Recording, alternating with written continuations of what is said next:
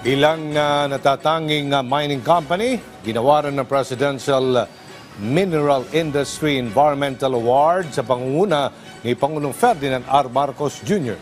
Ang mga naturang kumpanya ay kinilala sa kanilang responsable at ligtas na pagmimina. Si Clazel Pardilla sa Sentro ng Balita Live.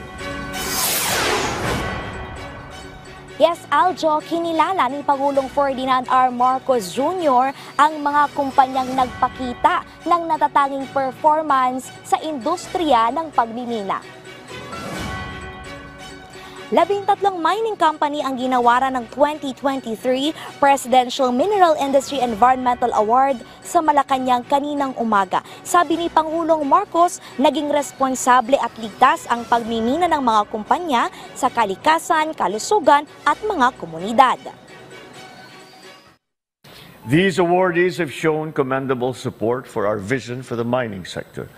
You continue to invest in environmental technologies and adopt best practices that go even beyond compliance. From pioneering reforestation efforts to utilizing more sustainable extraction techniques. And of course, your meaningful contributions to the host and neighboring communities through education, healthcare, and livelihood programs are truly inspiring.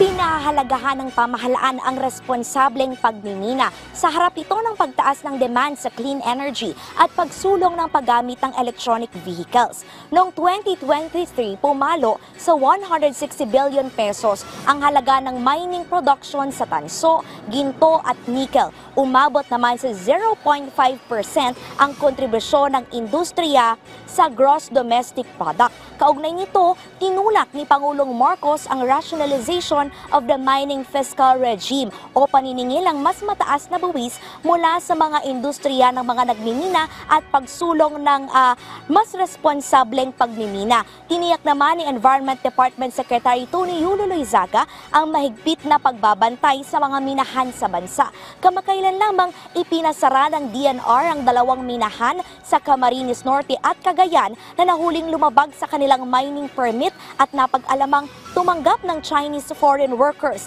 bagay na ikinababahala ng ahensya. It's certainly a concern.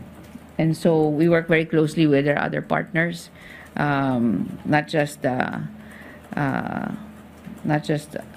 would say the local authorities, but certainly with our partners in the Department of Defense. And of course, DTI and DOLE. No, we'd like to have closer cooperation to see whether may pumapasok ba talaga na may dokumento, no, na tama.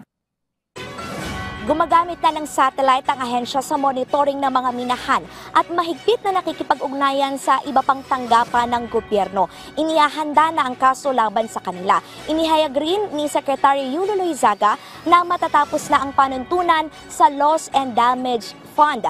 Binuo ito sa gawang United Nations Climate Change Conference na layong kumalap ng pondo at maghatid ng pinansyal na tulong sa mga bansang nakapagtamo ng pinsala dulot ng climate change. Pinangangasiwaan ito ng 26 na bansa at ang Pilipinas ang napiling host ng Loss and Damage Fund Board. Sa Disyembre, inaasahang makukumpleto ang guidelines at tiyak anyang prioridad na mabibigyan ng pondo ang mga bansa na itinuturing na vulnerable sa climate change.